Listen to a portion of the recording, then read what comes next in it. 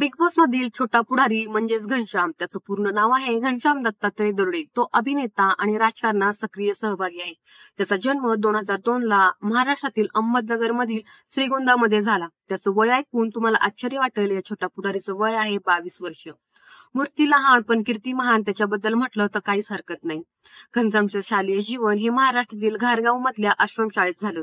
त्यानंतर त्यांनी त्याचं उर्वरित शिक्षण श्रीगोंदामधील महाराजा जिवाजीराव शिंदे येथे त्याचं महाविद्यालयीन शिक्षण पूर्ण केलं.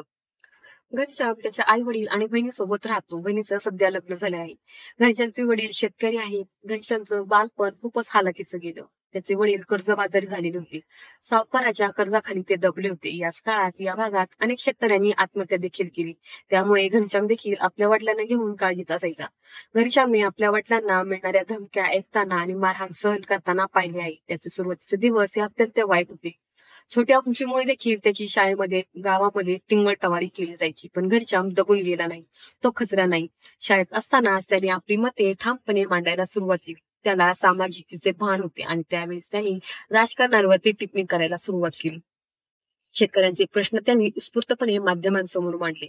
एवढ्या कमी वयामध्ये एवढा समजूतदारपणा आणि एवढे सामाजिक बांध पाहून महाराष्ट्रातील जनता दंगच राहिली. त्यानंतर तो प्रचंड व्हायरल झाला.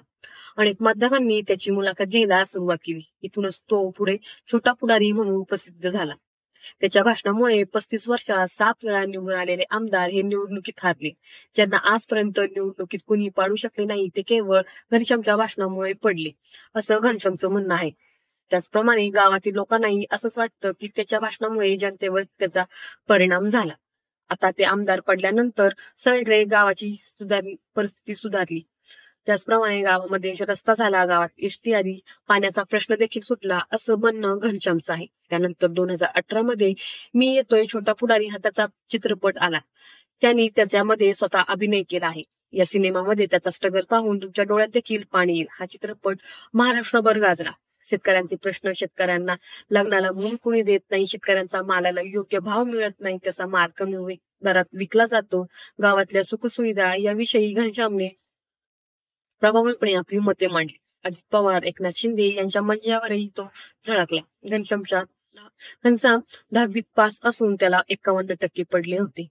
तो ज्या पद्धतीने शेतकऱ्यांचे प्रश्न मांडतो ते सर्वांना आवडतात. त्याची भाषणे सर्वांना आवडतात. मुसंडी सारख्या मराठमोळ्या चित्रपटाचं प्रमोशन देखील या छोट्या पुढारीने केलं आहे. हा छोटा पुढारी नावाजल्यानंतर हळूहळू त्याच्या घरची परिस्थिती सुधारायला लागली.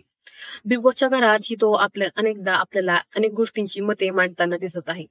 तुम्हाला काय वाटतं? त्याची मते योग्य वाटतात की अयोग्य वाटतात ते मला कमेंटमध्ये नक्की सांगा. व्हिडिओ